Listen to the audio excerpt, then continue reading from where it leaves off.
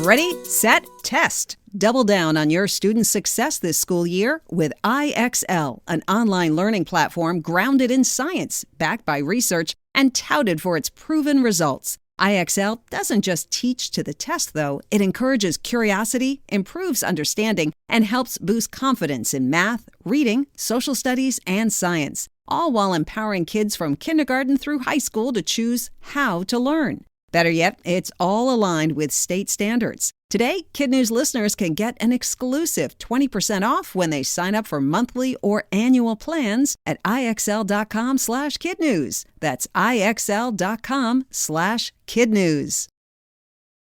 Good morning and welcome to KidNuz. I'm Kim. Today is Wednesday, September 4th, 2024. And we begin with a big back-to-school bummer. A North Carolina high school is now in damage control mode after bed bugs started crawling out of district-issued laptops. The tiny biters reportedly infested the media center at Riverside High, where the Google Chromebooks had been stored over the summer, and, according to WRAL-TV, where the bugs likely tucked themselves into the tiny gaps and openings of devices given to kids at freshman orientation. The creepy crawlers are the size of apple seeds, have a nasty bite, and are notoriously hard to get rid of once they've set up shop.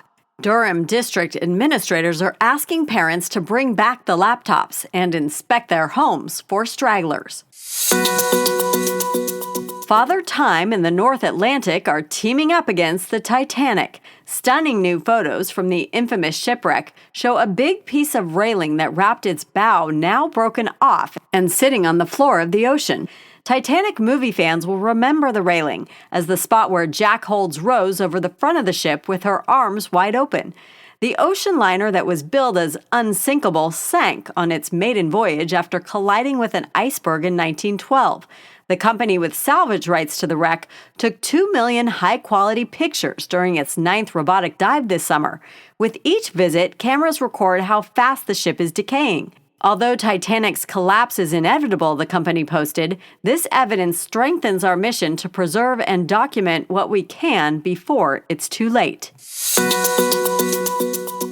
According to a city council member in Rancho Palos Verdes, you can almost see the ground move, and that's never a good thing. The land beneath the suburb south of Los Angeles has been shifting since the 1950s, but these days it's reportedly sliding at a rate of a foot a week in some neighborhoods, making a mess of homes and roads, and forcing utility companies to cut electric and gas to hundreds of homes to prevent fires. City leaders say there's no playbook for an emergency like this, even one that's been in the making for decades. Now they're looking at ways to pull water out of the ground and keep it out, which could potentially slow the movement. Evacuation warnings are in effect, but most residents are resolute. They can send all the warnings they want, one told the New York Times, but we're not leaving. In cosmic terms, it's a pretty close call. In 2 weeks, a space rock the size of 2 football fields will make a 25,000-mile-per-hour flyby of Earth from a distance of 620,000 miles. If skies are clear, Northern Hemisphere sky gazers can catch asteroid 2024 ON at 2:30 Eastern on September 15th using a telescope or binoculars, while everyone else can watch it in real time by tuning into the Virtual Telescope Project. In other space news, Boeing's Star-Crossed Starliner will soon be headed home, without its crew of 2. Pending good weather at the landing site in New Mexico, NASA has scheduled this Friday at 6:04 p.m. for undocking. The empty spacecraft will touch down early Saturday morning and then get shipped to Florida for thruster and helium leak troubleshooting. Its 2 astronauts will stay in orbit until they can hitch a ride on SpaceX in February.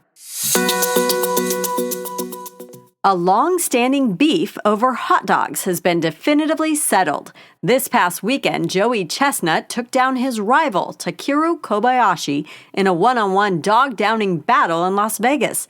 The 2 men are considered the best competitive eaters in the world, and Takeru even came out of retirement for the matchup. But in the end, it wasn't even close. Joey ate 83 dogs in 10 minutes to Takeru's 66, shattering his own world record of 76.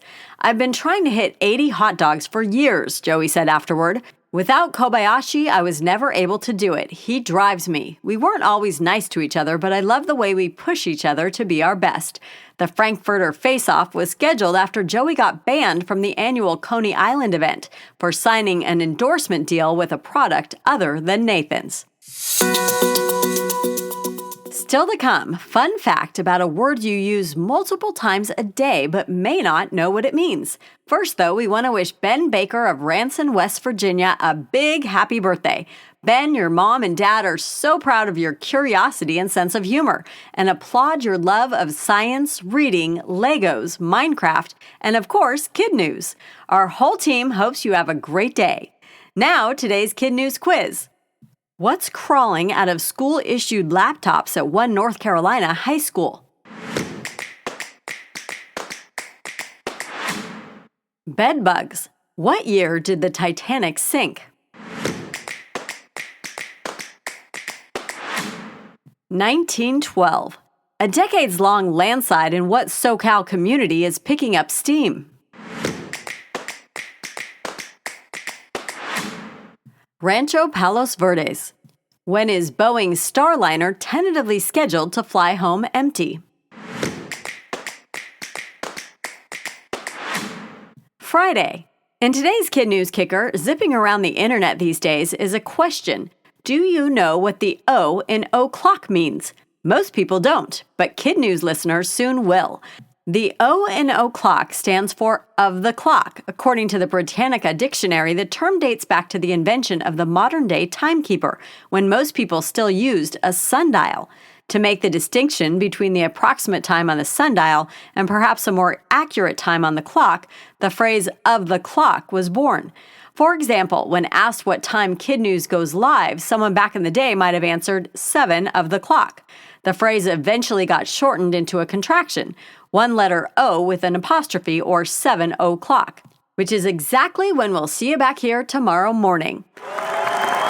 Thanks again to the Bakers of Ranson, West Virginia for sponsoring today's quiz. Shout-outs to Ben for his 9th birthday, and a KidNuz pat on the head for his dog, Luna.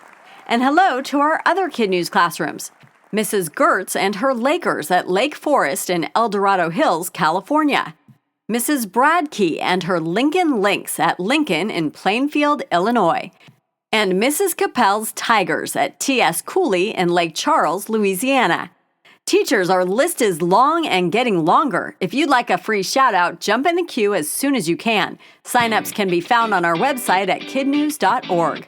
Thanks for listening. Have a great day, and we'll see you back here for more KidNuz tomorrow morning.